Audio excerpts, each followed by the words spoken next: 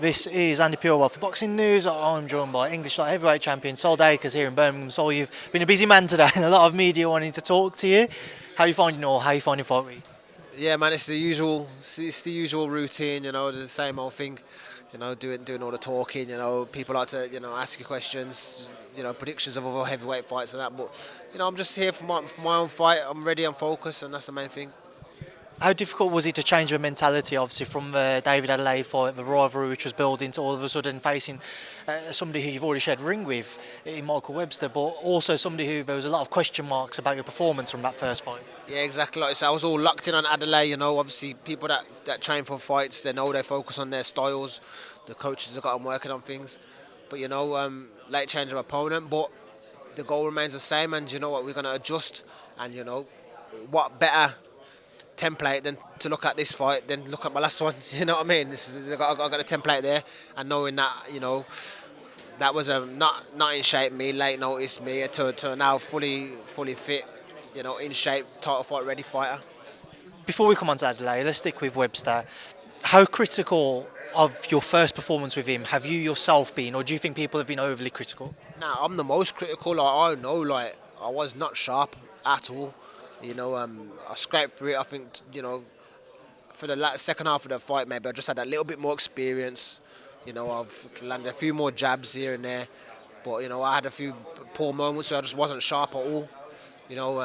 Sluggish in there. It comes with these late notice fights, and you're going up against someone that's undefeated. And if I was in there against a journeyman late notice, yeah, you might not tell the difference, but you know what? Little fine margins that count. I wasn't really in the best condition to give myself the edge. With the fight itself, there were some people who felt that maybe he had done enough to nick it on the night. It was seen as to be a close fight. So going into this one now, it's not just about putting those doubts to sleep. Do you feel it's more than just a dominant performance? It's somewhat of a stoppage performance is needed. Yeah, that would be the ideal scenario, and you know what? I'm gonna just do everything I can to force that. Now I'm not in a position where I'm thinking about I've got 10 rounds ahead of me. I'm not fit. I'm not trained. I've got to hold back. Now I can get the punch rate up. I'm fit. I know I can do 10 rounds. I can push the pace. I can just put everything in there. Adam mentioned to me, obviously, looking a lot leaner now. He expects to see you come in a lot lighter as well. How much of a benefit will that be to you and your performance on Saturday night? Yeah, big benefit. It's like taking a weight vest off. You know what I mean? Taking a little weight vest off, and the difference in sharpness and everything. And the fitness is going to be big. You move forwards, and again, speaking to Adam, let's come on to that David Adeleye fight. He believes that's all dead in the water now because he sees that your path being provided Saturday goes to plan. You look to challenge the winner of Wardley-Clarke too, whenever that takes place, obviously with purse bids on the horizon. Is that the plan now? David Adeleye is very much being left behind, no chance on rekindling that fight? Yeah, probably, because you know what? I've waited 6 months for Adelaide. We've had multiple fight dates, multiple press conferences. I've been there, I've showed up to everyone. I've not seen him once at any of them.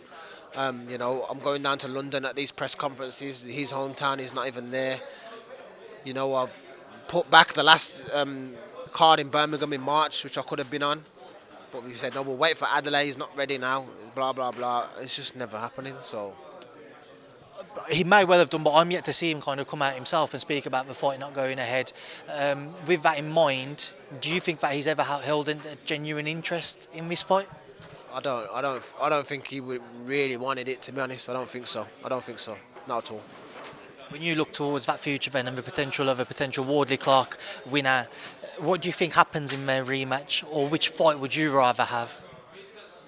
Whoever wins, that's who I'd rather have with the bout. But I think they're going to tighten up a few things. I think Frazer's going to pick up a few things with that experience. He's not as experienced as a professional as Wardley, so I think there's a few adjustments to make. He got a flash knockdown, he got a point deducted, so I think he's thinking that's 2 points right there that I can I can scrub out. And yeah, man, it's going to be a probably tight fight, another one, but I feel like Frazer's got more adjustments to make than Wardley. More adjustments, meaning that you think he would make them as well? Yeah, he'll be able to make more adjustments. I think there's more things that Frazer can do to tighten up than I think Wardley can change. I know you said you don't care, you want to fight either of them just because you want that belt, but with that in mind, do you feel like maybe a Frazer fight could be a little bit bigger because of the amateur days? That would be a bigger fight, yeah, because we were top two amateurs in the country over the course of a good 4 or 5 years, and those sort of fights are always big, top two GB amateurs. So that would be a big one, yeah. Speaking of two other men who boxed for GB, Mr. Anthony Joshua and Daniel Dubois, Boxing England, just your thoughts on their fight on September 21st? Be a good, interesting one, two big punchers. Dubois on a little bit of run of momentum. People saying Joshua's got his little spark back. So it's going to be a good fight, but Joshua's a bit more experienced. Maybe he's looking at Dubois still as the young pup, you know what I mean? And Joshua's like feeling like I'm the veteran here. I'm not going to let him, take nothing from me. But big punchers, man. When them shots are connecting, it's who's going to hold up the best. Who do you think's improved the most from their most recent performances? I feel like Dubois in terms of his confidence really lifted. And yeah, his confidence has improved. He has improved. I think with Joshua, I don't know if he's improved. The opposition he's fought in his knockouts are guys that I feel like he would have done the same thing years ago to them anyway, you know what I mean? So I feel like Dubois probably improved a little bit more, but we'll see. To my knowledge, you've sparred both men, Sol, and you've shared a lot of rounds with both men with that in mind. From when those rounds have taken place and where their careers are at now, is it ever a surprise to you in terms of how much they've developed and where they're at with their careers? No, they've always been very good, you know what I mean? Very strong, powerful and good technically, very good technically. You got to remember that he's come off the Team GB, good amateur pedigree. Obviously, he's Olympic gold medalist Joshua. Dubois turned pro early. So I'm not really surprised, these are top guys.